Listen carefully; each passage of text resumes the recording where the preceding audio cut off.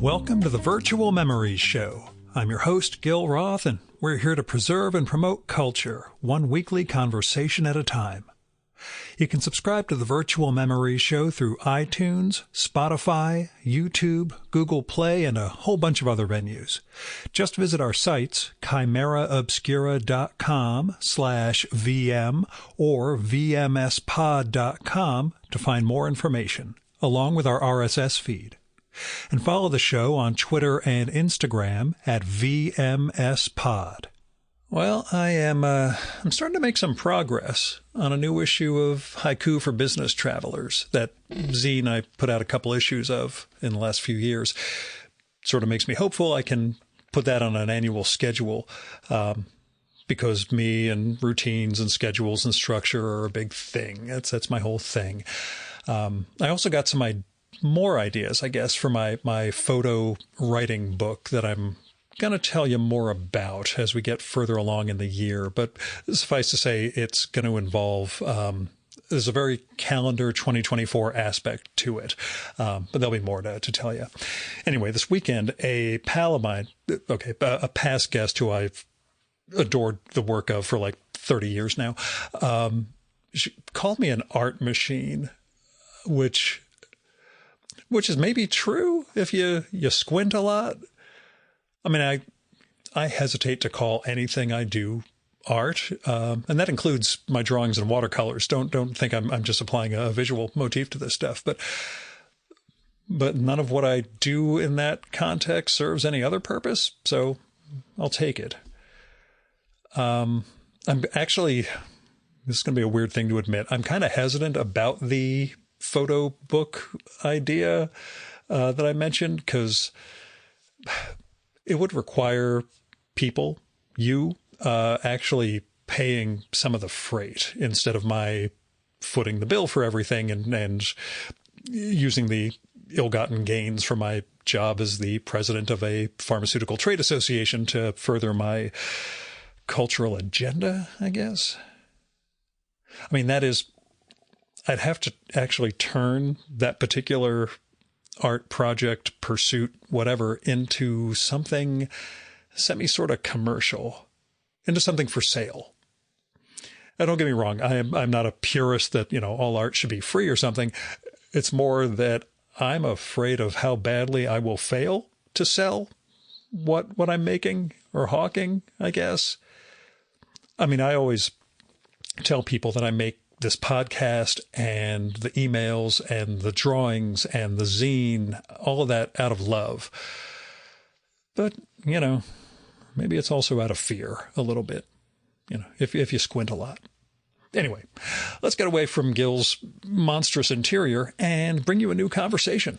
My guest this time is the movie director D.W. Young.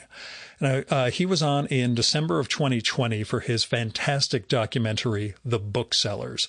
And he's back with just a mind-blowingly good new movie, Uncropped.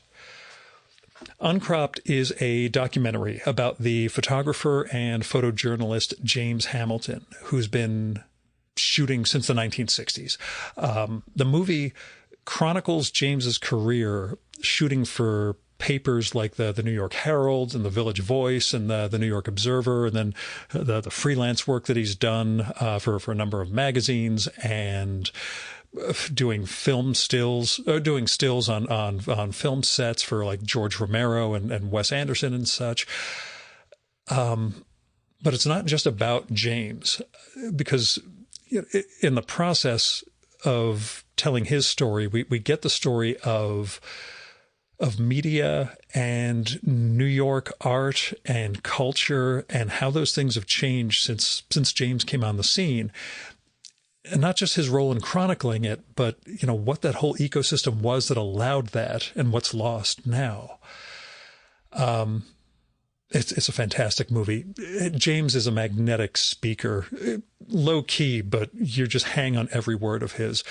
And the selection of his photos that are used in the movie is just mind-blowing. DW does this phenomenal job of editing those stills in and among the interview and conversation sequences of the movie.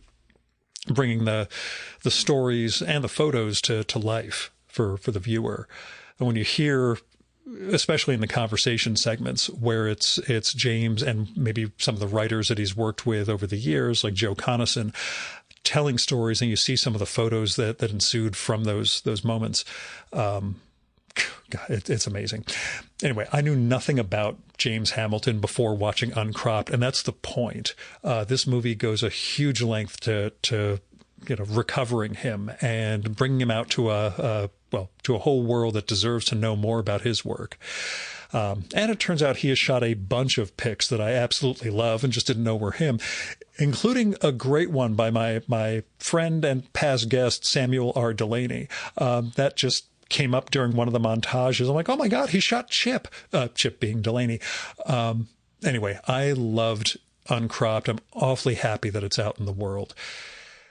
And like I said, this movie tells more than James's story, but it uses him as a gateway into what this world, and especially New York, was like in the 70s, 80s, and 90s, and what that leads into today.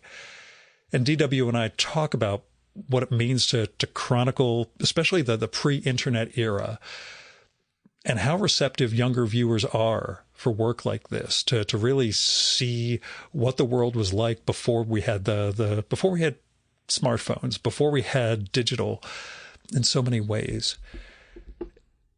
Watching James talk about in the movie, he explains how he developed film in his apartment in New York, and he still has these containers that he used for baths and stuff for the roles.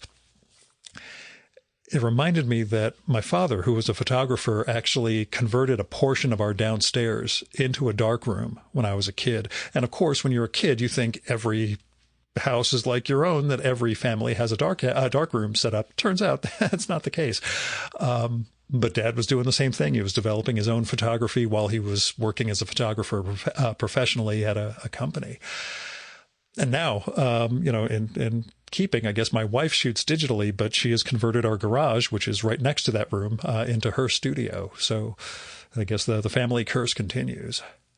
But anyway, the movie gets it, not just the changes in technology, what it means to go from film to digital, but what it took to make a great photo, and how James developed his eye and his approach, and how that contrasted with, for example, Sylvia Plocki, his the other lead photographer at the Village Voice, and what went into everything they made, whether it was street photography or celebrity portraits or live events.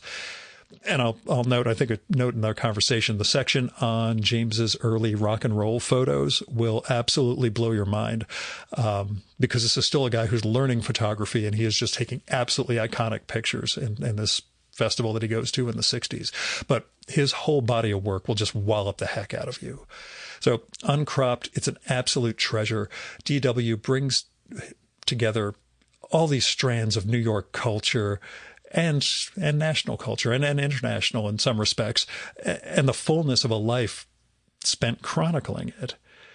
And there's just so much more to this movie. There are harrowing stories about James's war photography, so I don't want you thinking it's all just celebrity stuff or local New York scenes, but his experience during the Tiananmen Square massacre will give you chills, gave me chills. The story of how he gets certain pictures and gets them out of the country are pretty amazing. I should add, on top of all that, a couple of the talking heads in the movie are Thurston Moore from Sonic Youth and the director Wes Anderson, who I mentioned earlier, because James has shot stills on several of Wes's movies. And they bring a very different perspective than the Village Voice reporters who sound off throughout the film. You get such a balance of people in this film. It's so well put together. Anyway, Uncropped just premiered in New York and LA. It's rolling out to other cities and festivals. If you can, go see it in a theater. It's a heck of a movie. It deserves a non-living room audience. Oh, also, in addition to Uncropped, DW's also made a short narrative movie called Dancing on a Silk Razor, which is almost impossible to describe. He sent me a screener link for it, but I don't think it's available yet for streaming or anything else. It's a comedy, features a somewhat whimsical voiceover by Wallace Shawn, and a story about a man who keeps finding his semi-profound thoughts showing up in poems and other cultural works after he has thought of them, even though he hasn't shared them with anybody. You'll have to see it to really get it, but it's a hoot. Whenever it becomes available, I'll make sure to share that in the weekly emails and everything. But it's great to see DW work in this mode right alongside the documentary of Uncropped. The other thing I want to say, as caveats go, it's New York City, so there's street noise like cops and sirens and motorcycles and such. And he mentions a Dennis Hopper, Orson Welles documentary. I can't find that streaming anywhere, but I might not be looking hard enough.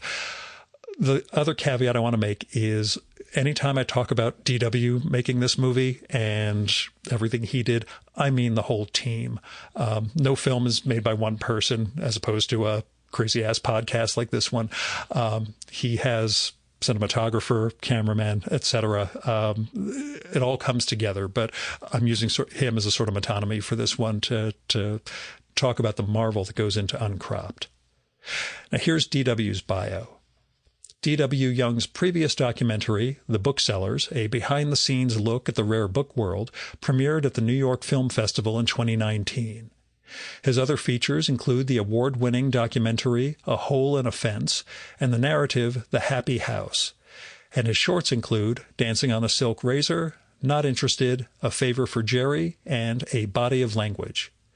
His work is screened at festivals around the world, including NYFF, South by Southwest, Doc NYC, Woodstock Film Festival, and more.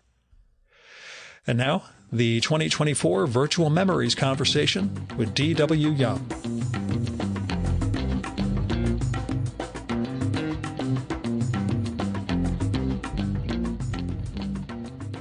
So how did Uncropped come together? It was actually our producer, Judith Mizraki, who had the idea. She and I often work together. We're also married, so both partners in multiple senses. And she and James had worked together many years ago, right at like almost around 2000, 2001 at the New York Observer. She'd been the photo editor there for a couple of years. And so she knew James from then, and she'd loved his work, from that paper. But, just sort of lost touch over the years. And then during the pandemic, whenever it was in lockdown, he, for the first time ever, went on social media and joined Facebook. And started, he was, being completely, downtime like that. He was doing a lot more digitizing of his archives and sorting his archives. And he was posting a lot of stuff just for friends on his Facebook page. Sure. And so she started seeing a lot of the work from his earlier years, from The Voice, from other facets that she wasn't even aware of, like his set work, the film, the stills work. Sets, and so she was, amazed by how much more he had done than she'd even realized, and how great the work was, and also how incredible was that it wasn't widely available or widely really recognized, it seemed like, anymore. So she started showing a lot of it to me, and I was also very taken with it and thought it was phenomenal, and I loved the perspective of it and the sense of humor and just the sense of personality in it. And so, she threw out the idea that, well, would it be crazy to make a movie about James and his work and his career? And so we talked a little about it. There've been a lot of photography documentaries, so it had nothing to do with the photography itself, but the idea of how it would be a movie was a real question. Yeah. And then, we were, of course, taken with the stills work and working with Romero and Wes Anderson and everything, and the film history that he had captured. But we kind of felt like, as we looked a little more and thought about it, that I certainly felt that wasn't the most important part of his work, and wasn't the main. It feels like a hook, but not the meat of it wasn't what you did. Yeah. The main body of his work is not that. Yeah. It's a wonderful part of it. So, but in thinking about it that way, we realizing how integral he was to The Voice, how much he, as a photojournalist, how tied into his photography that was, and opened up the idea of making the movie, him becoming a sort of a portal into something a little bigger along the way, while you're still telling his story. So that was kind of an early notion. But then we wanted to see what James felt about all of this, of course, and even if he was interested or any of that. So we got together, and he and Judith were old friends, so that made it already a more familiar, comfortable thing. And I think I immediately just felt very at home with James and really liked him. Like, he's got that capacity You convey that in the movie. Everyone who talks about their experience of just sitting down with him for portraits or whatever, it's that sense of, oh, he's just in the room with me, not I'm sitting here for a photo. That's absolutely. And James is someone who just you feel very at peace with, and he feels very at peace with what's around him himself, and it's sort of he creates that in the space. But so we talked about it, and he was, I think, amenable and enthusiastic about it. I don't think he likes necessarily being on camera and all that, but I do think he really. I think he liked the idea of incorporating some of his colleagues in the bigger story while still focusing first and foremost on him. And I think he did, very fundamentally want his work to be rediscovered more and reestablished. And I think as the movie shows, and I'm very much like him in this respect, I think that kind of self-promotion, that kind of, chasing success ruthlessly that way is not something that comes natural or he's comfortable with. So I think having someone else, to collaborate with like that was appealing. Were you uptight just in terms of like framing and composition when you were shooting him? Was there a sense of, oh God, he's going to hate, Not really, because I for one thing was this document. If I was shooting, I really have a very different level of sort of like formal, compositional at least, perspective if I was doing narrative versus documentary. Sure. And I not to say it's not relevant in the documentary, I don't care about it, and not to say that a certain kind of documentary might become much more important because of the nature of the film, but in general in the documentary my priorities are much more the subject about the subject and getting a connection and getting them to open up in some way and getting them to be on camera in the best way they can in multiple senses. So making that possible is the higher priority to me. So if things end up being a little looser or certain things are not perfect, but you capture the moment and the person, that's far more important to me. And I do think in documentary, you have to compromise a little bit, because if you obsess about something that's so aesthetically formal, it is very hard to do that in a lot of real world situations with subjects. And so I like to, for example, have a very minimal crew possible in interviews and things like that. I don't want people to feel like there's the huge apparatus of the film set around. I don't have to be dealing with the large apparatus. And I do think, it's less of an issue for people who are on camera all the time. Obviously, so celebrities, actors, people like that, or who have a very polished delivery, like they don't mind that so much. And for various reasons, it's less of an issue if you have to bring a little more along for that. But particularly people who don't like being on camera or are not used to being on camera, it just makes everything harder. And if it's their home and you're coming in with five guys and lights and everything, it becomes a whole, don't move that, don't touch that. It just, exactly. And then it makes them nervous and anxious. And I do like speaking to people most of the time in their personal environments. And so that becomes, you can see that. Even if it's just behind them in an interview, I think they feel differently being in that space, but also I think whatever glimpse of the space or whatever it is, it just informs you a little bit more about something about the person. It doesn't have to be revealing in any great sense, but it's just part of the texture of who they are in some way. And that's why I like the largely empty room behind Wes Anderson. I thought those were great in terms of, revealing, not revealing. So it's funny because it was in his office space in New York, which he has more space, I think, than he's using right now. Right. So, which is it's in a cool building.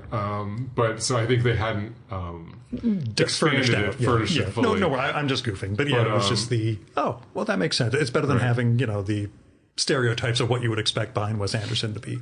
I've been talking about going to interview him in Europe, either in the UK or in France, but for various reasons we didn't work out. But then very fortuitously, he was going to be in New York at one point, so that worked out great that we didn't have to. So I think to answer your question, that that I'd never prioritize that normally so much as James does, and it's different than what his sort of imperative as a photographer is, I think. But also, I did feel like we're never going to top his composition. We're never going to top what he's doing visually, and nor should we try. Well, it's that point you get at, or that Sylvia, and I'm going to mispronounce her name, Plachie? Plachie, yeah. Okay. She brings up the difference between, characterizing her work as empathetic and James's work as formal. Not to say that, James isn't feeling for his subjects, but empathy versus formality seemed like a a really good set of divisions or way of sort of understanding two different ways of approaching photography, much less what both of us do in these different contexts.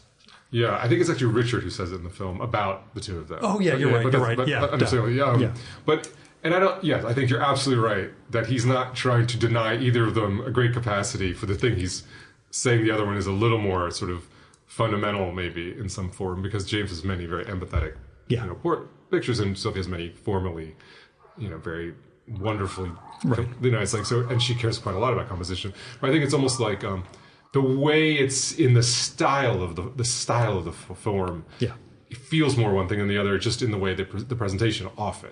But sometimes there's a James and a Sylvia that can be very close. Oh yeah, even though most of the photos do feel quite different. Not always, So that's the interesting thing about photography, and especially I think photographers have tendencies and predilections, but I don't think they're, for most of them, absolutes. Like given, especially with assignments and other things, there may be reasons why there are other things determining too how things are being shot.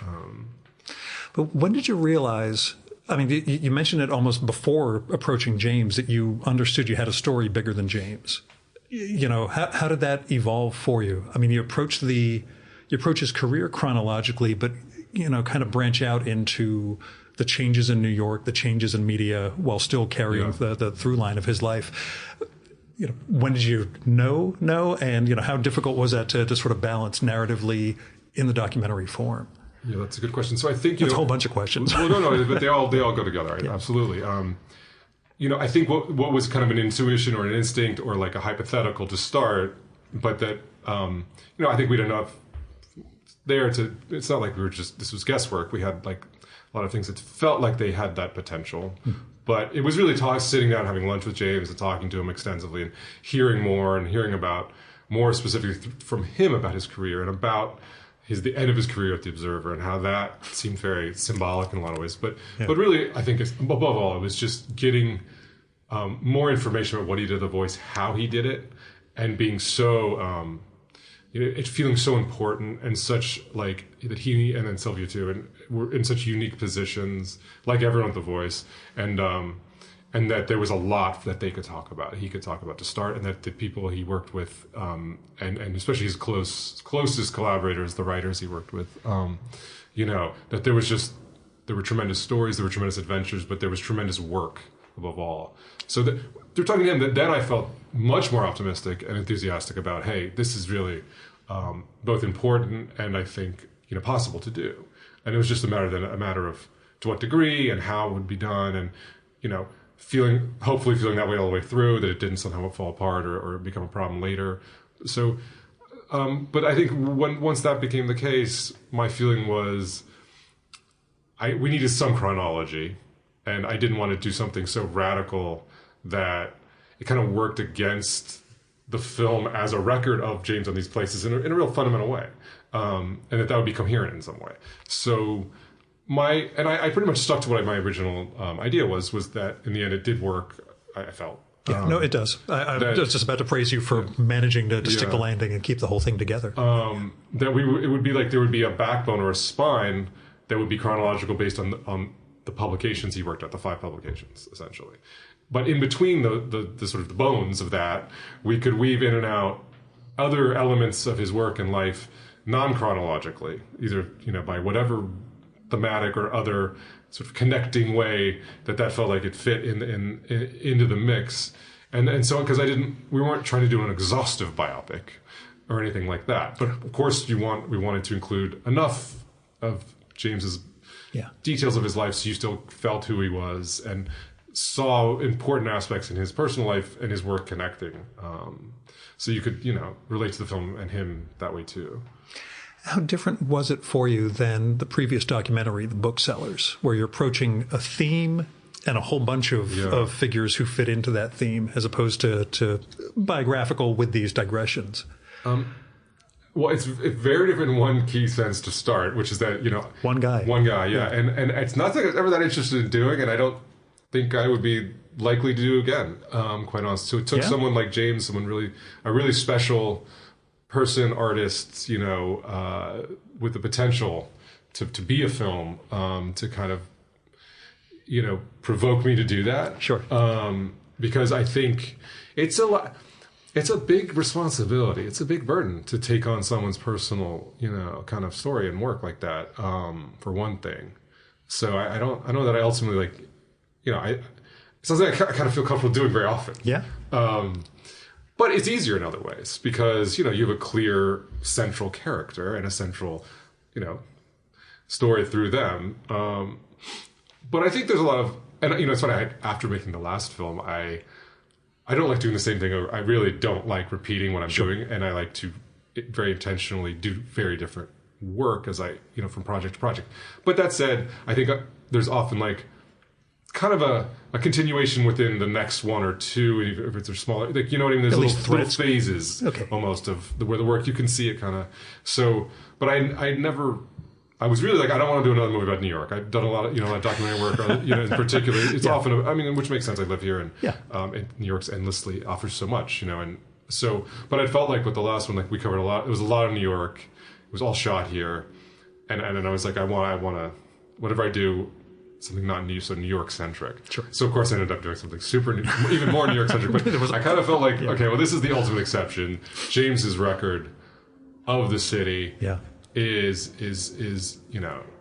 one of the greatest, and so how could you turn that down? And I do think there's a kind of spiritual connection in the sense that as that other film, as the book was about printed matter and the importance of that printed matter, both historically and kind of in the how that connects to the present and what that means. And I think the same thing is there in those publications as well, and weeklies and The Voice and The Observer. And, they've really The Voice isn't digitized for the most part, so it's really unavailable to the public, which is crazy. And I hope that the people running the new version of it, I hope that they're able to do that at some point, because it seems to me for whatever they're trying to do to create a new voice, which is really what they're. I can't go back and read what was before. It's just how time has moved on and everything. But I feel like that'd be such a great, pedestal or foundation then to do, but I do know it's a big undertaking, so I understand that's easier said than done. When the Paris Review finally digitized everything, I had I really did not expect that to happen. I'm so thankful this exists, because I'm sitting there with all those writers at work,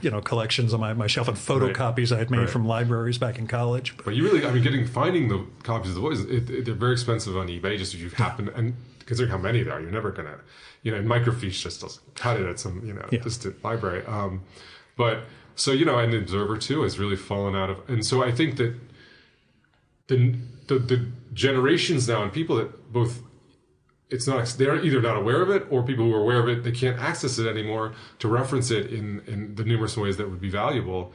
So that seemed important, if not that we can't obviously achieve that in the movie, but we can point to how important it is that this needs to be done kind of by default. And the Herald is a newspaper no one's ever heard of. Right. It's amazing. I found one. I asked sometimes people, audience, have you heard of the Herald? No one ever raises their hand. Yeah. These are often real New York, serious New York audiences.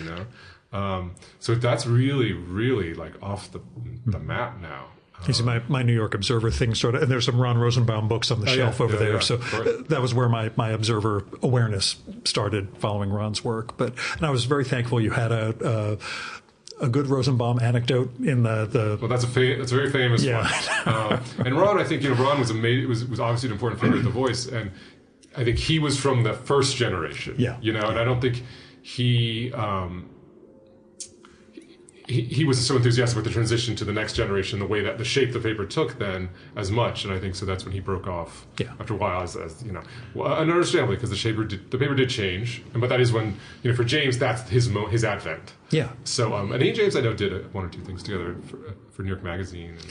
Anybody you wish you could have gotten in not in terms of anybody you wish you could have gotten in the movie? Maybe somebody who had died before you'd gotten started. Yes, unfortunately, a lot of those people will have passed away. Obviously, George Romero would have been a hell of a great person to have in the movie. Personally, someone I'm, a big hero. I did a episode on Lisa Morton's book, The Art of the Zombie film, or The Art of the Zombie movie last year, and she just went to Pittsburgh. Did all this research as part of the whole shebang, and it's. Also, some of the great art, couple of the great art directors that he worked with would have been great. Bea Feitler, who's very well known, and but she died young, and George D'America, who was so integral to voice to kind of the way the photography, and James and Sylvia were very good friends with George, and I think he really enabled so much of what they were able to do. But he passed. So those come to mind. In the beginning of the movie, you showed James walking through Washington Square shooting. Yeah. Is he shooting digitally? He is. Okay, because you don't quite get to it in the movie as to how his shooting transition changes from film to that. You show him with his film developing setup in his kitchen. Yeah. But yeah, did you get any impression from him as to how it changes?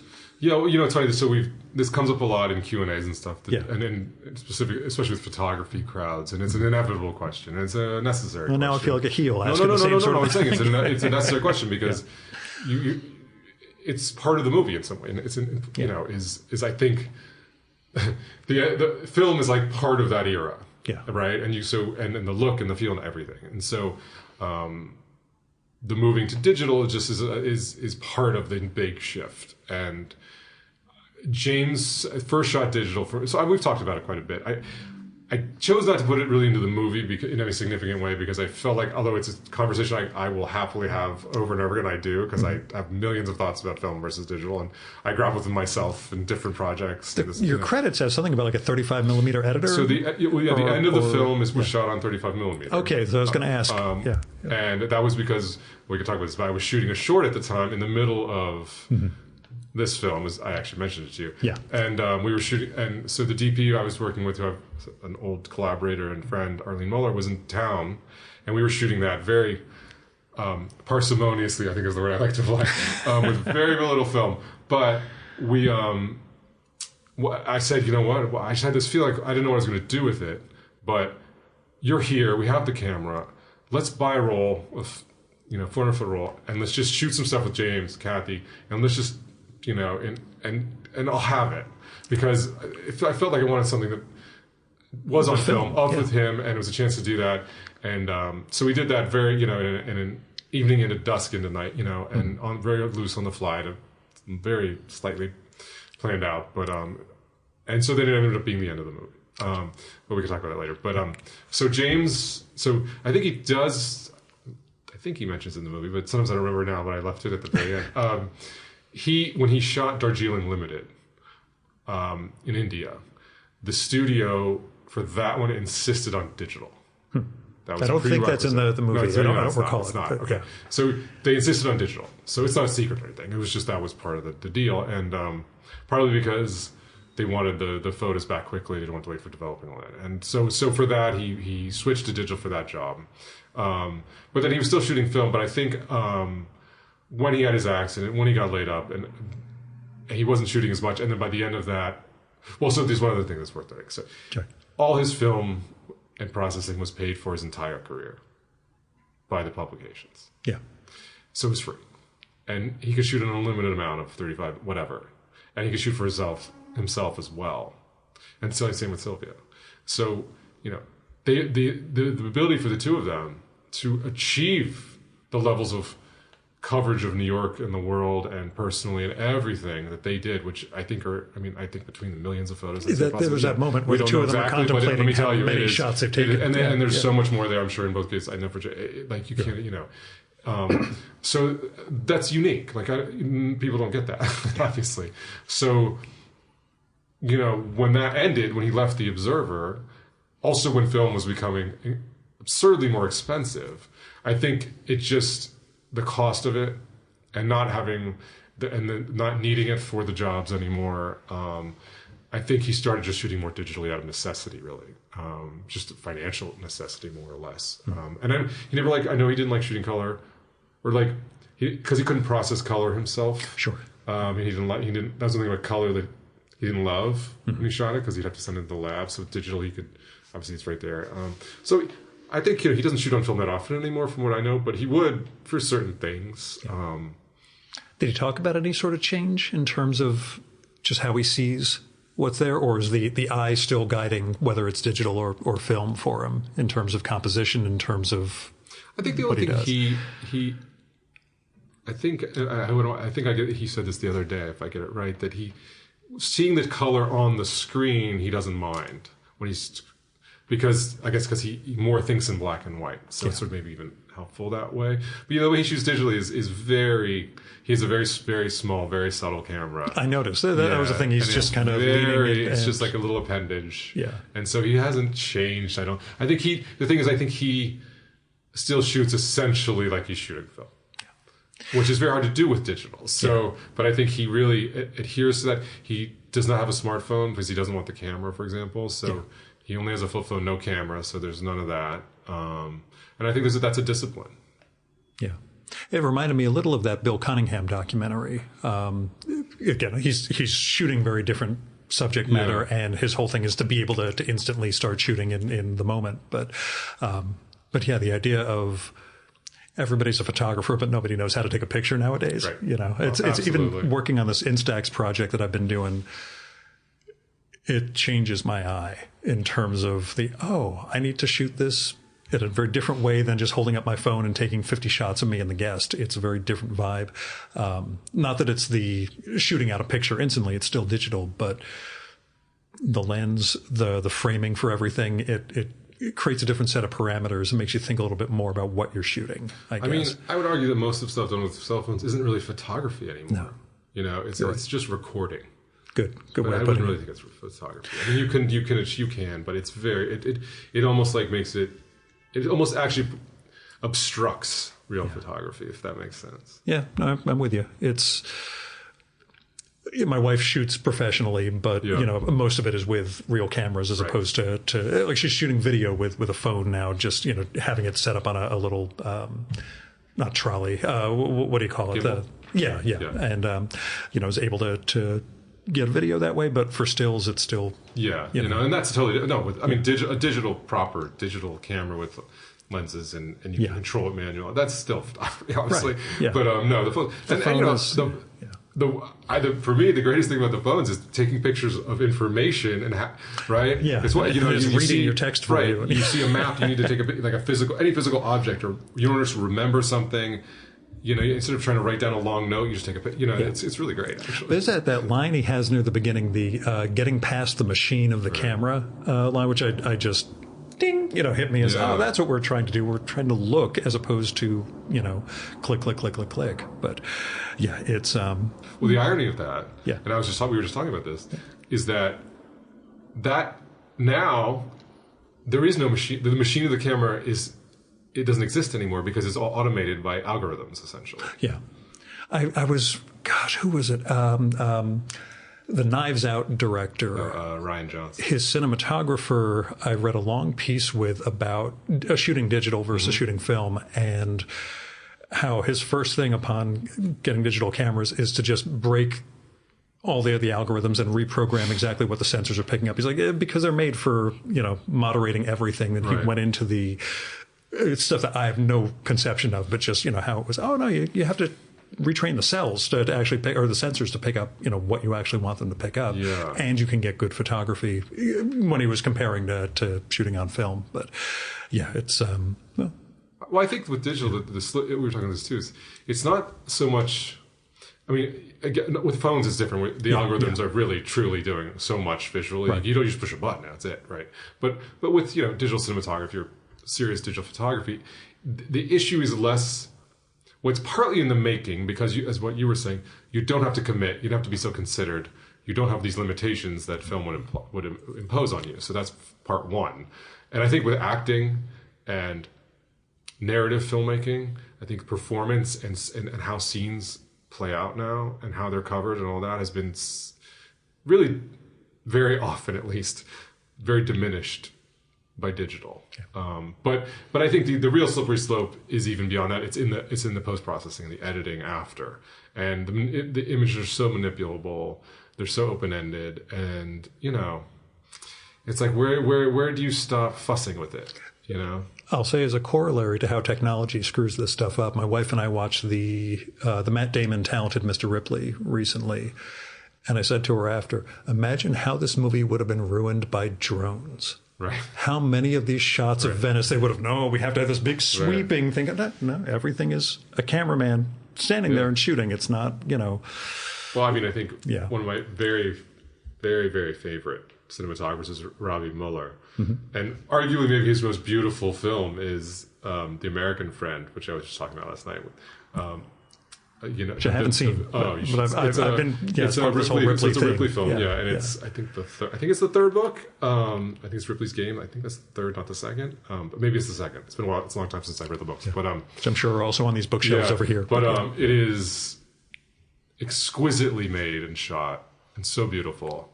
And the film's interesting as a Ripley for a lot of other reasons, but in terms just of looking at visual, something shot on film visually in such a where the touch of the cinematographer is just everywhere. It's just a perfect example. Right. So what have you? This would be a weird meta question for you, but what have you learned about documentary filmmaking? What's the process? Do you feel like you could have made this movie before? Earlier in your career, or did you sort of need a progression? Well, that's a good question. Well, I don't know. Can you ever make the same movie earlier in your career? Sure, I know. But so do you feel like this was I needed some of the tools I learned earlier to really? I'm sure to some degree, yeah. I mean, I think that's more in the execution than the concept, probably. I think it's more like I would feel more. I have more capacity, tricks, sensibility of how to best get what I might have had the same general ideas, I think, but you're better able to realize them more effectively, especially with not enough money and all that. So I think that's a big part of it. The one thing is the more doing more documentary work at a certain phase, I do think it's your ability to kind of work with the subjects and all that, hopefully continues to grow, and your sense of how to do that and how to best do that. But it's always learning, I said, I've never done something with one person. So we spent a lot of time together with James, and so that was like a first, and he's a lot of fun, and, but he doesn't love being on camera. So it's not like, you have so it's like, what's the best way to do this? That makes him comfortable, that we can manage within our means. It's like we don't want to spend 15 years doing this. It's not that kind of documentary, and so that But I think but I hate. They're very different, but they're often very similar narrative and documentary. Some things they're worlds apart, but then a lot of other things, it's just how you're thinking. It's very much the same stuff in a lot of ways. It's telling a story. Yeah, but it's just like how you're using a camera, individuals in space, and in certain kinds of information, visually and otherwise, to create an experience, Because I think I don't think of films so much as stories as much as they're an experience. Story might be part of that experience. Yeah. But how does it function as a film to me? That is a totally open-ended. There's no right answer. There's no anything. Yeah. But it's just like a sense of something for me personally, and then not my feeling about that is totally different from someone else for even the same movie we both think of making. But I don't. It's not like there's any. I wouldn't even define it overly past a certain point, but it's I don't know. I guess that's kind of the instinct I want to follow usually. Sure. To me, when there's a single subject documentary like this, the way you vary the sessions that you're editing in, where, again, we see him in different phases of the last couple of years, basically. I think of Beauty is Embarrassing, the documentary about Wayne White that came out a bunch of years ago, where you shoot it at different times, and Wayne has a gigantic beard and absolutely nothing in others. And it can be a little disconcerting, but at least you start building a timeline. There's some continuity potential. Yeah, where you get a sense of who the guy is or who he is in different moments in time. But yeah, the way you stitch together the solo moments, the moments he's in conversation with some of the writers and other editors he's worked with, I think you really bring out the fullness of who he is, and the reticence of being on camera. He's still, forthcoming. I think it's good to be honest about that, not trying to hide it. He's not that kind of super performative person, nor am I. I would be the same way. And going back to what you said before, I do think one thing that there's an evolution that I would say is doing the multi-camera conversational. I wouldn't call them interview conversations, but they're sort of half conversation, half interview, because they can be both at once almost. Yeah.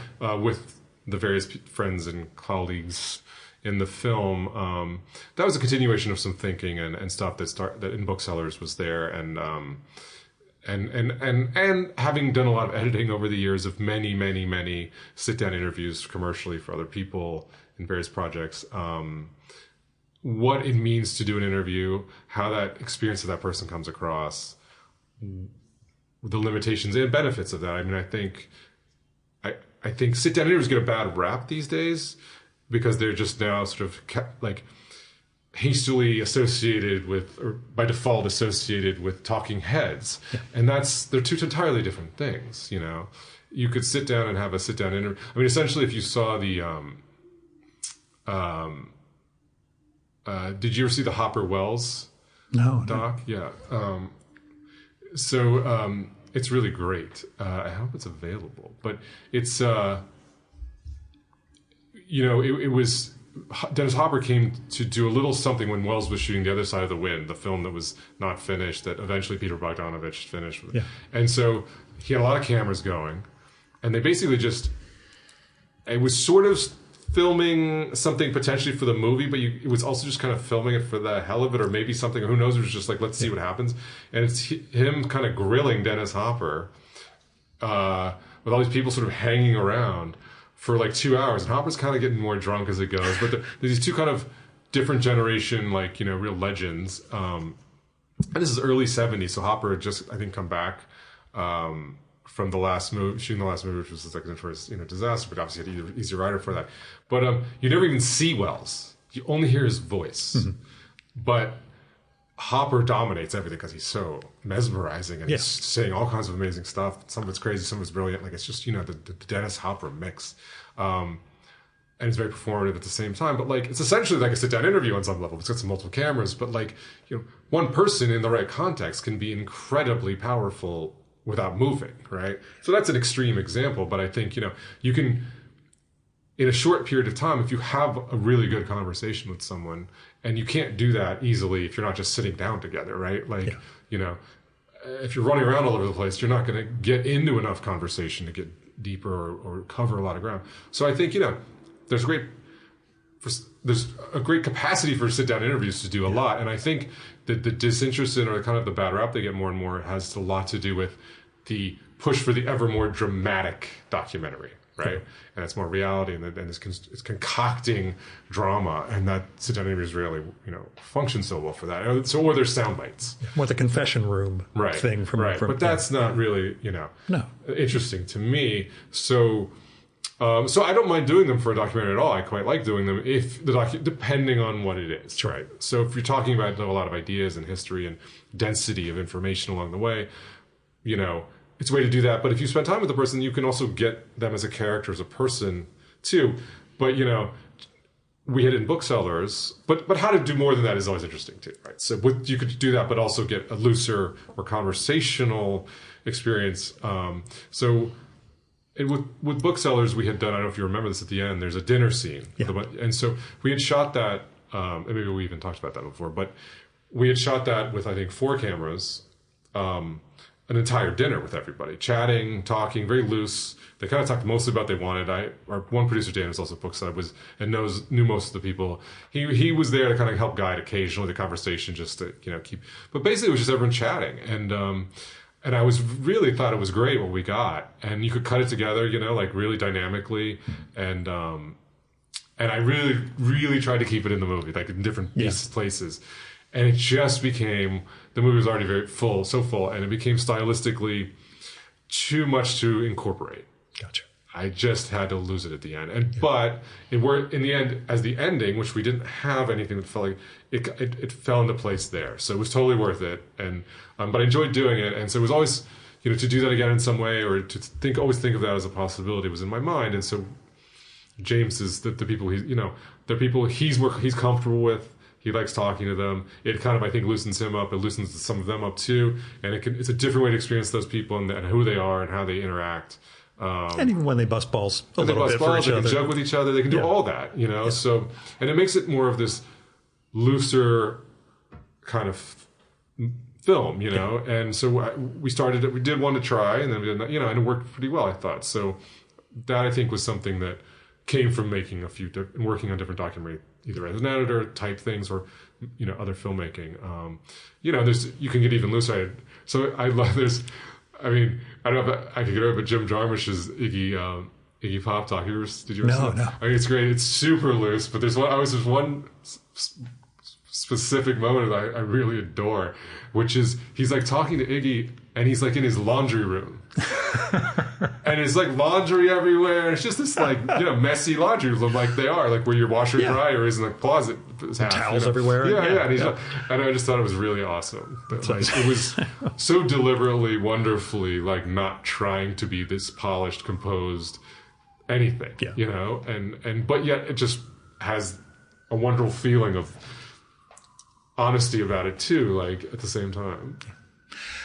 One of the things I'm going to ask about your New York and what it is, even though you didn't want to make a New York movie, you've made quintessentially a New York movie. One of the interesting things to me in relation to the booksellers is you don't go for the younger generation perspective. I mean, you've got Alexandra Jacobs, but she's still a New York Observer veteran. You got the other person who's with Thurston Moore the whole time, who seems a bit younger, but I'm blanking on her name. Prince, that's his partner. Okay. Yeah. And she's a bit younger. Yeah, but she's not. But yeah, not representing. Not millennial. And not representing the younger voice, next generation. Yeah. This is a movie that's about that history, not about the, and these are what the young people are doing, keeping up, but it's really, grounded in the past. What is your New York, and how does it relate to that past as you were uncovering it? Well, I think there was this, in this case, there was a definite reason for that, which was that, we didn't do a lot of interviews, and I wanted everyone interviewed to be really fundamentally connected to James, at the very least not, or colleague and relevant to the place that he worked. So that was kind of the criteria. So and there was no one younger who fit the bill, quite honestly. Alexandra, I love that. And is about, I guess maybe she and Eva would be the two younger of the, but there's no one like in their 20s or anything, Right. So so just by default it didn't work. And also no one younger would have been. They would have known really what we were talking about. So I think I increasingly feel like old in New York, unfortunately, and that's unavoidable, right? But I think it's also what Richard talks about in the film that is a key part of the change in New York. It's a key part of it coincides with the end of these publications, and the voice is like as the traditional voice and all that, and the real estate boom of the 2000s and all that. It's just the fracturing of the downtown. Below 14th Street. Commodification versus unmanageability. Richard calls it. Richard Goldstein, I think, is a great line. It's almost like the commodification of New Yorkness, right?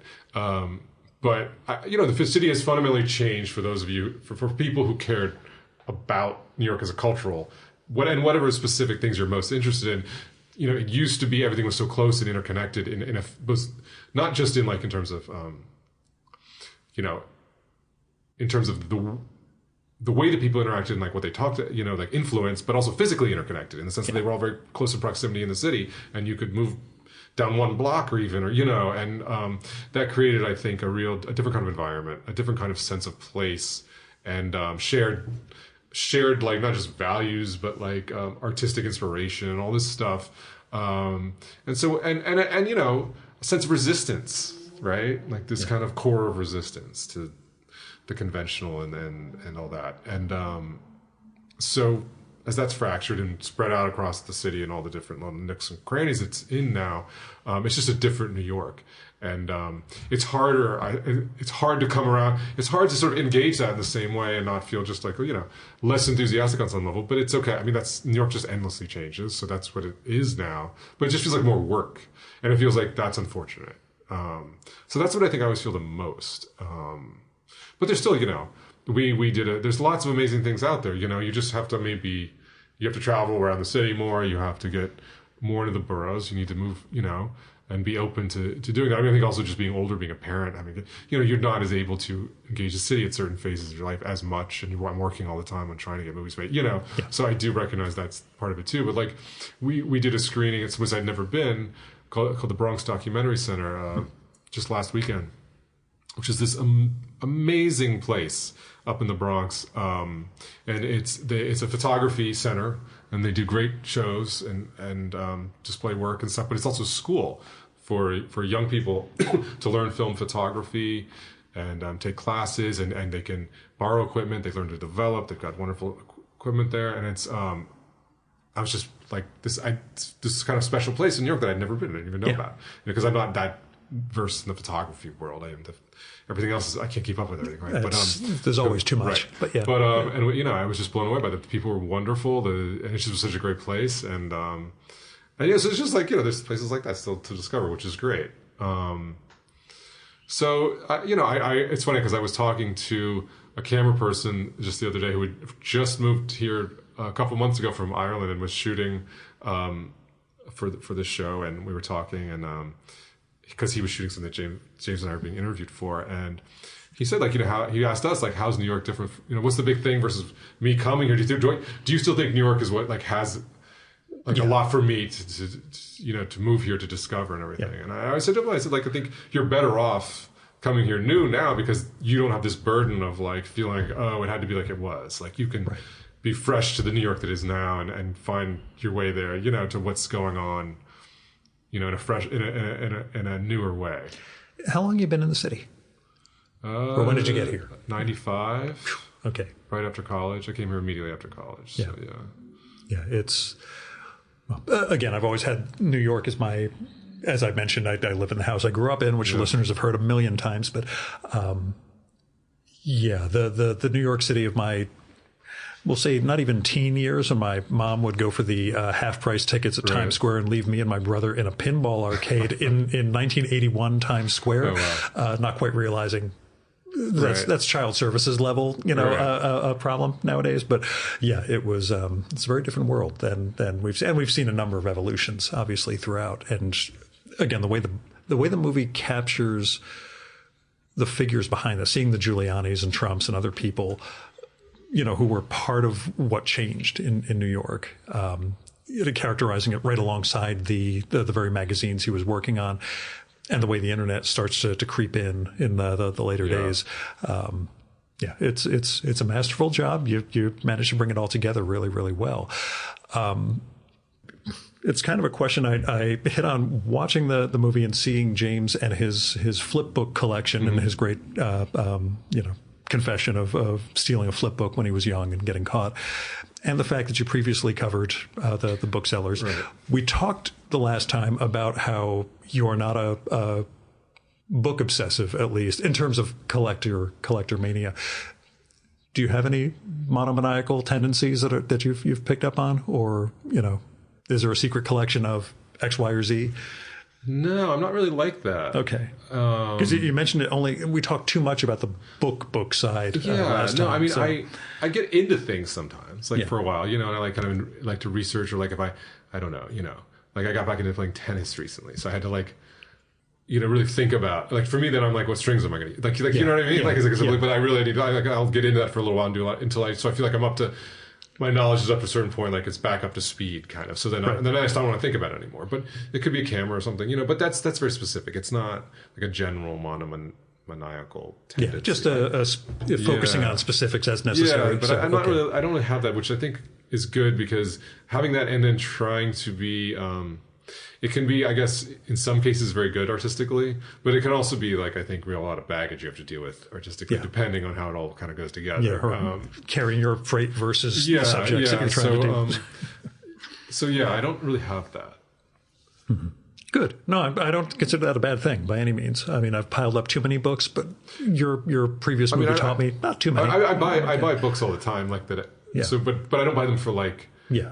The collector mania. For collecting them. I just buy them because I want to read them, or like, so that, you know, they're stacking up, but they're not.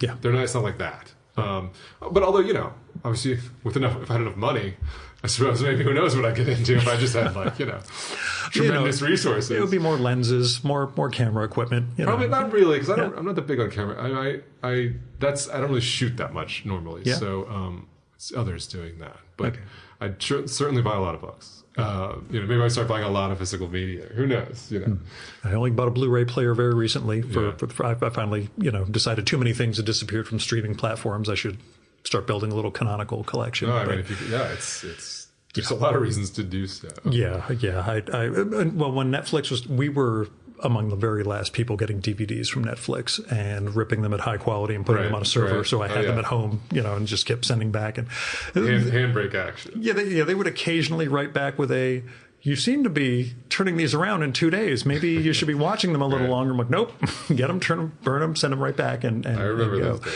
Yeah, now it's all gone. So, our local library network, we pick up stuff from. But that's as far as media goes. But concurrently with this movie, with Uncropped, you also have a short narrative flick. You sent me a link to the Dancing on the Silk Razor or Dancing. It's a mouthful, the title. Yeah. Making a narrative it makes most short. sense within the context of the film. Yeah.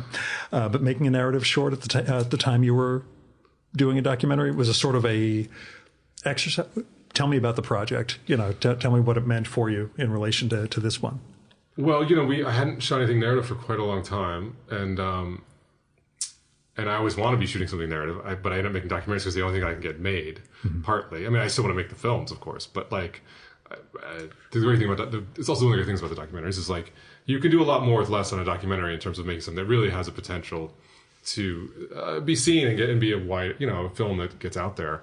It's very hard to make a super low budget narrative anymore and have anyone literally. I mean, Yeah.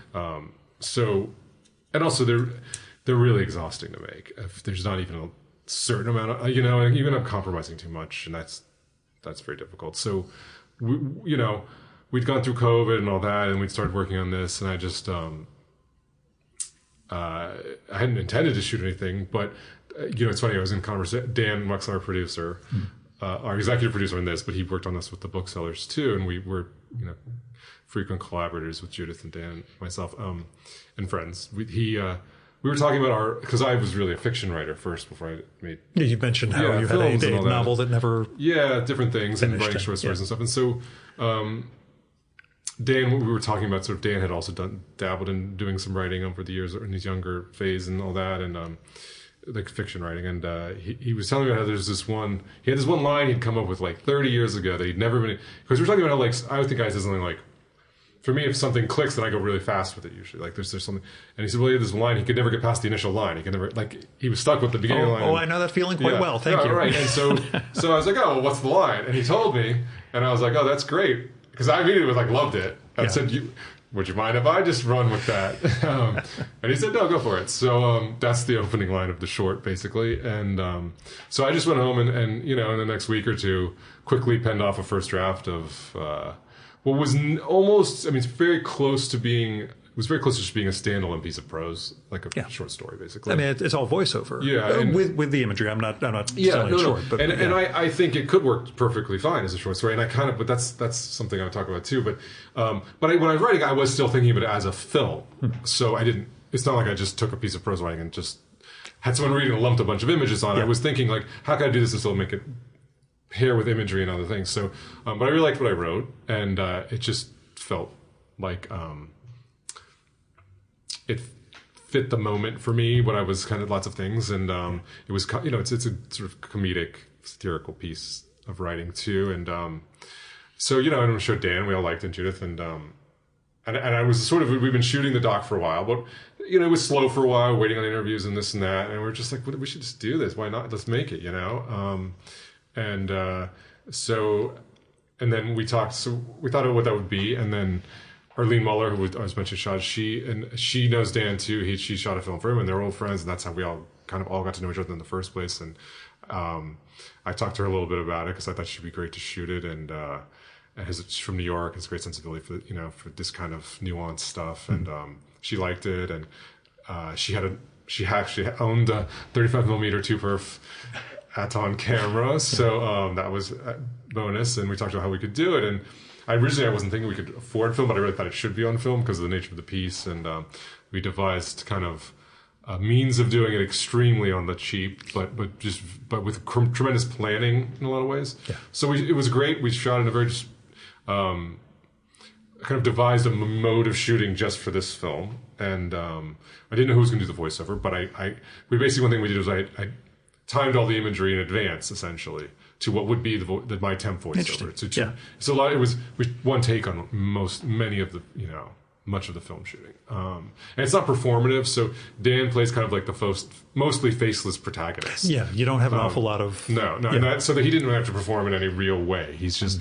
The other things are carrying the dramatic or the storyline, and he's kind of embodying the figure, but not, for the most part, doesn't have to do too much. Yeah, the interiority is... Yes. So he's not an actor. And so we shot it and had a really great experience shooting it and felt really good about how we did it, and I felt like we really pulled something off in an relatively innovative way. And so then we needed to find someone to because as you said, it's really just music, voice over image.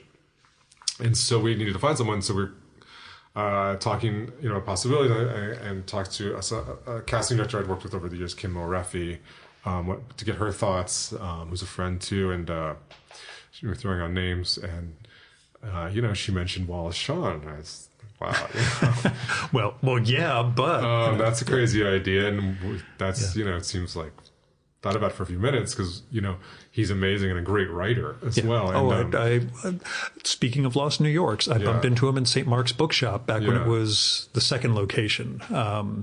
And talked to him about The Designated Mourner, and I figured everybody's going to cite his movie appearances, and I'm going to go for something he wrote. The Princess Bride. And everybody hits him with that, and it was a Legally Blonde or one of those things he was in. Yeah, he's Clueless. He has different fine, appearances. But I figure I'll hit him with one of his stranger written pieces. But anyway, So obviously, I just thought about it a little bit, like what his voice would be like. And I really felt like, because the thing is that the whole thing is playing with literary New York. It's playing with almost a Woody Allen-esque, Philip Roth kind of situation in certain ways, and sort of the literary world of New York a little bit. But also it's very much like a kind of movie of existential and sort of creative dread, I guess you'd call it, and mania. But it's all in a certain tone. And I felt like he would understand it. Yeah. So we approached him, and he read it, and he agreed to do it, which was amazing. And my wife figured out instantly. She walked into the room. She's like, "Is that Wallace Shawn?" So you got somebody. I was so bummed because when he was going to go record, we got him to record it, I got COVID. Oh, right then. God. So I had to be there and remotely. But he did a wonderful job. I mean, right, the first take was basically it. He knew exactly what the language needed and how to do it, and we couldn't ask for more. So, so I felt great about that, and I think the film's. I was really happy with what we did. Mentally, did it help you just having that sort of project, something so radically different than Uncropped? Just having I would say palate cleanser because it's its own thing. But, absolutely, it was great. It was super great in that respect. It was creatively nourishing, I think, because it let me work in some areas that I always want to be working and had been sort of deprived of, shall we say, for quite some time, and it didn't interfere with the doc. And not only that, we ended up getting footage for the doc along the way, and and it was also let me delve into some things that I've sort of been ideas I've had about shorter form things and more hybrid things, and that how I have some other ideas to pursue about how to create work in the moment now that doesn't conform to sort of the traditional molds, because they don't really work so well anymore in a lot of cases, certainly the film side.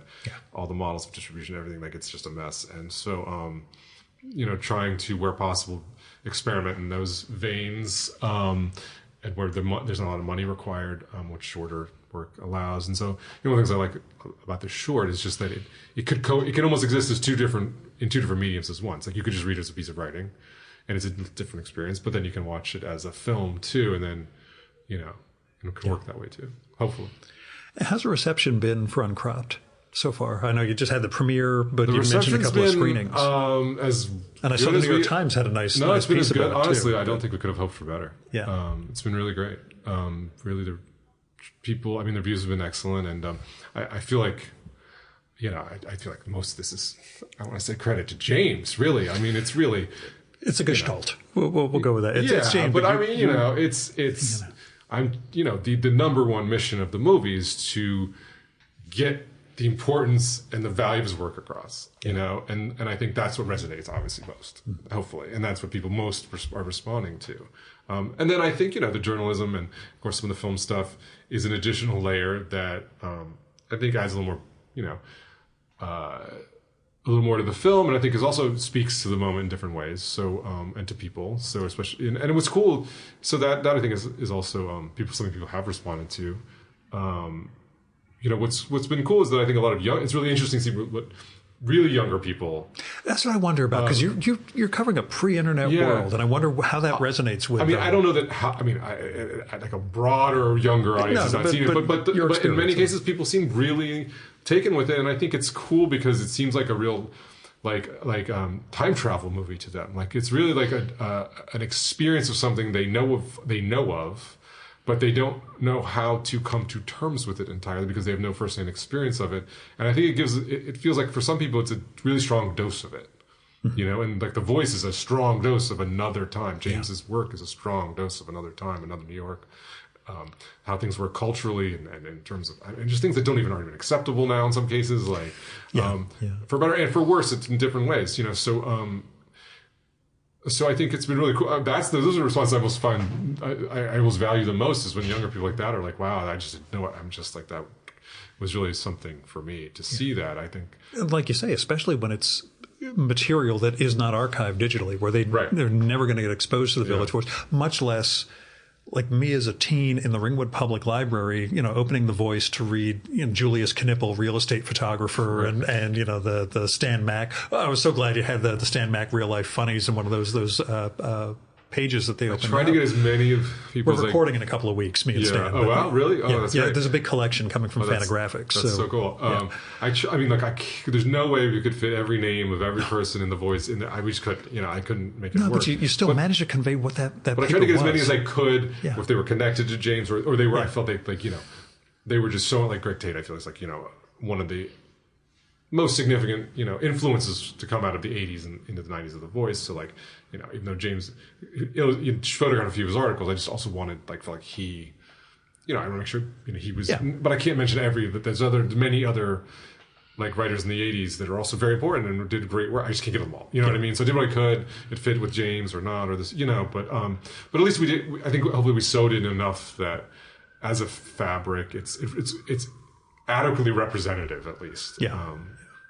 It reminded me how much I disliked the New York Review of Books documentary a bunch of years ago, because it was so much of the contemporary people. I'm like, the only interesting figures you've shown are these clips of Sontag and Norman Mailer, and you didn't mention David Levine a single time in this. Whatever, you got all the contemporary people listed, but didn't have the heart of what that was, and you really capture that 70s into 80s vibe with The Voice. Well, we were fortunate to have access, to a group of people that were not only there through all that, but were very essential pieces of many of them of The Voice. I mean, certainly Richard, Talani, to start, were just along with James and Sylvia. I mean, the four of them were there for very long periods and worked in such great capacity and did so many different, did so much at the paper. And then, the other writers were there in different phases. And Joe Constance was there quite a long time, Mark, a reasonable time, and not so much, but, and Kathy and David were shorter, but still, did great work. Sorry, okay. Motorcycle guy going by. City, right? I always do those caveats in the introduction, but it's New York, everybody knows. So, without, that's firsthand, the first-hand scoop on things like that means a lot. Yeah, it really felt, it didn't feel like grudges. It just felt like people, sharing these stories of and what it meant in that moment. Not just, this is an anecdote, but this is why this was something critical. And of course, we're not trying to be this exhaustive history of The Voice. But you capture it. It's really enough to get to establish, I think, the importance, because that's important to the context of James's work so much to start, and the era. So, obviously a more full-on take on The Voice would have a lot of people yelling at each other and arguing and not having radically different viewpoints and all those things. And some things that were not easy, or and the challenges of working there and all those things. And of course, you can't. But I think that's a given and accepted. But it's not. We couldn't fit all that. Obviously, it wouldn't have been helpful, I think. And we touch upon it enough that I think it's like you get the Stanley Crouch reference in there. That's important. Right. So. But that's another famous story. Standard sort of question, but do you have a favorite photo of James's? Is there one that you just, this is, you know? I hate being pegged for favorites of things. No, I hate listing didn't even want and to like ask, but... favorite movie. Like I can't even begin. I have favorites. Yeah, you know, okay. I have favorites, and it changes a little bit. And you pay certain attention to certain ones during the film. So I'll just, you know. Well, there's one I adore of Claude Chabrol and Isabelle Huppert sitting in New York at a restaurant. That one, yeah. And they're sitting there, and they're just at the table, and Chabrol sort of seems big, and he's more in the foreground, and then he's kind of the larger-than-life French director, and he's got a very distinct, you know, sort of face and all the just his visage and his features. And he's kind of like, you feel like he's dominating the scene, sort of.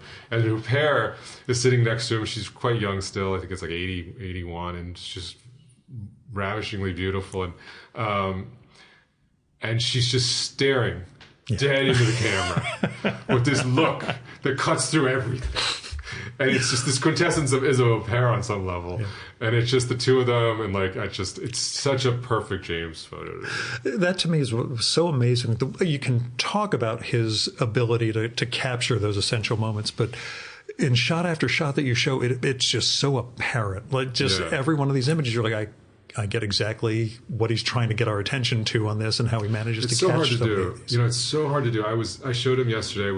I had to meet him for something, and I was in the subway, and I was on the A train, and I was walking on the platform to leave the station, and there was the train was in the station, and it wasn't very crowded. The car, a lot of empty seats, and I'm walking through, and I look in the door, and there's a guy sitting at the end of the, you know, next to the seat, right at the end of the bench next to the door, but the closed door, because I'm looking through the open door.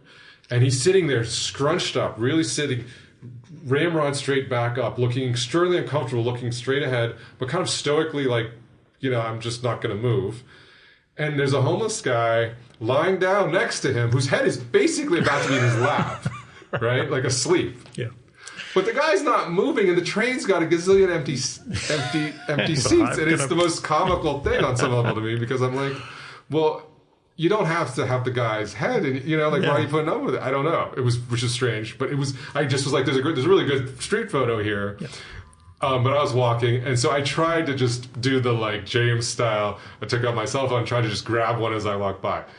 Totally didn't get it, right? Like I could recognize the photo maybe. Yeah, but you're not. That between that and actually getting it, and not only just getting it well, but getting it beautifully. I mean, that final leap is something quite extraordinary, really, in the end. Yeah. I did manage to grab a great one of. Do you know who Black Cherokee is? The folk art guy who stands around 120th or so on the FDR and just poses and does weird shit. Yeah. I was in a one lane over, you know, going slowly through traffic. I'm like, I'll give this a shot and see what I can do. Managed to get him holding, a watermelon rind on his head, another one in his hand, and a $100 bill that he was leaning forward with. But yes, they're very rare that we actually capture. Well, and I've once or twice done that, you know. Yeah. But I think that's why you should never evaluate a photographer by one photo. Right. It's because that's the truth of photography, is that anyone can, by luck, a couple times take a really good or even potentially great photo, you know. But to do it again and again and again. Yeah, so it blows my mind seeing the early stuff of his from the rock and roll shows, and just he's still figuring out photography at this point. Right. He's just nailing shot after shot of these guys, just absolutely, you know, beautifully composed, getting everything in moments that we know are very active and kinetic. But something I wanted to ask, since you mentioned getting COVID when you were going to record with Wallace Shawn, do you remember the first movie you went to when you were able to go back to theaters? Because we talked in December 2020, so we talked before vaccines. I don't know. It's really funny that the two movies I went to were a George Romero and a Wes Anderson movie. Nice. Okay. And neither were planned with this film in mind. The Romero was the first, and they had found this. Now I forget the title, but he had shot this sort of promotional film, but it was kind of like and for this park, and it had been kind of lost, and then they, you know, found it and restored it, and it's kind of this wild little thing. I mean, it's not up there with his serious work or anything, but it was an artifact. But it was a real artifact and never been seen. So I went and saw that, And then shortly thereafter, I think we saw The French Dispatch was the other one that I saw in the theater. So it's that's weird. Weirdly fortuitous. I really thought about it in those terms, but I'm pretty sure those were the first two. I could be wrong, but but it's a good story. So that's it makes a good important. story. So we'll say that. The last question I always ask people, which you may not remember from all those years ago, and because you're a movie guy, I'll flip this up a little bit. But usually I ask, what have you been reading? In your case, we can also include watching if there's some great movie that you want to. I'm always reading too many things at once. And I haven't been reading much the last month because the film has suddenly taken over. But I'm reading The Rise and Fall of the Third Reich, which is it seemed appropriate time to do it, which is not making me feel much better about anything. Nope. I am reading off and on this book called Horizontal Vertigo about Mexico City. And I'm rereading the Cortázar novel Hopscotch, which I was first told about when I was 17, own, and still have never read. I read it when I was really young, and I felt like I didn't fully appreciate it. And then I was looking someone was talking about it, and I was like, I really should reread it. Yeah. So I guess those three come to mind. Mm-hmm. Right now. And as far as film, anything that's really jumped out at you, or something you would just tell people, holy shit, you need to go see this? Besides Uncropped, which I'm going to be telling people all about. There's just all these movies. I haven't been able to get a chance to go to the movies in the last month or two, but I feel like there's a lot of movies to see. So I literally went 6 years without going into a movie theater, and finally went back for Perfect Days recently. I was going to say, because you were speaking to the American friend, I really did enjoy both of Vender's new films a lot, and that it's been a little while since they came out, but I was just really happy to see him after kind of a rough, it's been a long, I don't know. I don't really, his narrative work since maybe Paris, Texas, I'm less enthusiastic about, but he's done some great doc work. But I think that there were a bunch of narrative films he made in the last 10 or 15 years that didn't achieve much success, and I had struggled with too. And for him to boom come back with another really, I thought Anselm in 3D was phenomenal. Yeah, I haven't watched it yet. It's on Criterion. 3D, really? It's really something in 3D. Okay. I thought it was just incredibly compelling 3D filmmaking.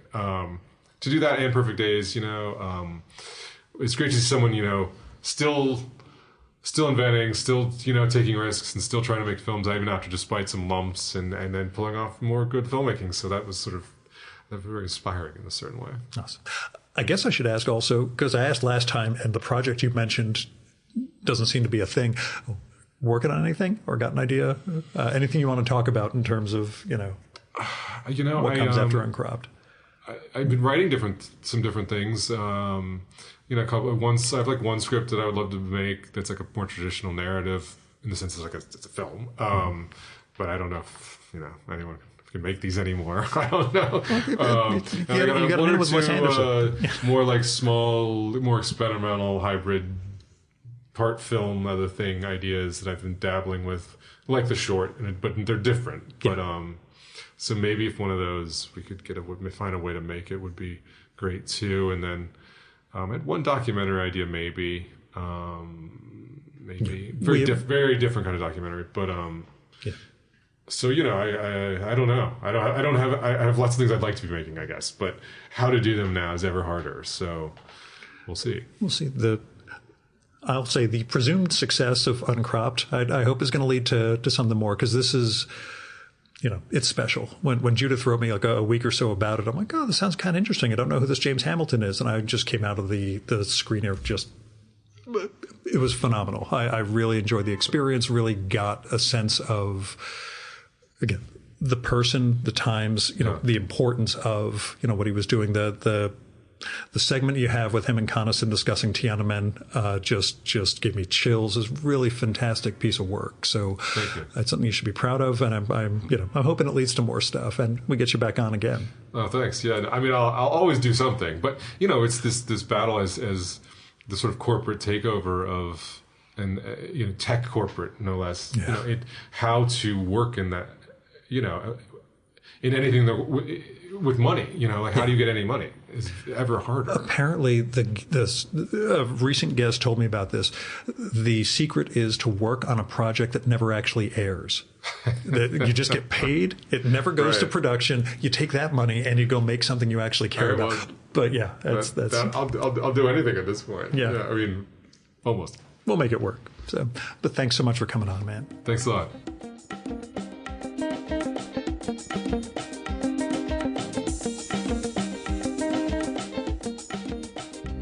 And that was D.W. Young.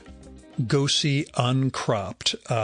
You can find out where it's playing through its site, which is uncroppedfilm.com, or maybe by going to IMDb and looking up showtimes, but that may not carry film festivals, just regular theaters. At the very now, which is April 30th, 2024, it is screening in New York, LA, Philadelphia, Vancouver, Washington, and Sag Harbor and Albany, New York. But there are more openings and festivals to come.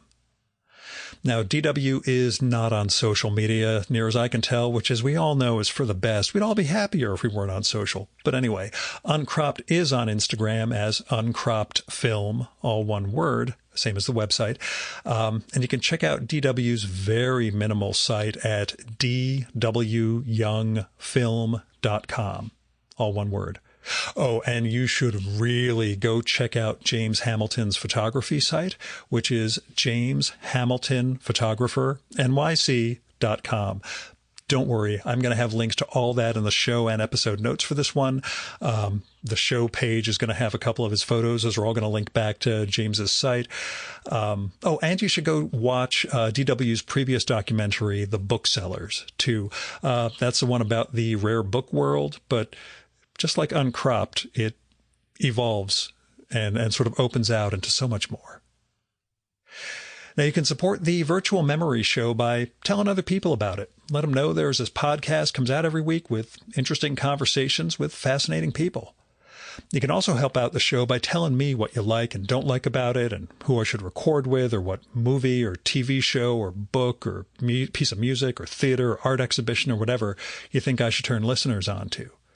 You can do that by email, by DM if we're connected on Instagram, by sending me a postcard or a letter. I put out an email newsletter twice a week that's got my mailing address at the bottom of it, so you can steal it from there. Or you can leave a message on my Google Voice number, which is 973-869-9659. That goes directly to voicemail, so you don't have to worry about getting stuck in an awkward conversation with me. And messages can be up to 3 minutes long. So if you go longer than that, just call back, leave a second message. And let me know if it would be okay to include your message in an upcoming episode of the show. You might have something really interesting to say that I'd love to share with the listeners, but I'd never do that without the speaker's permission. So take care of that.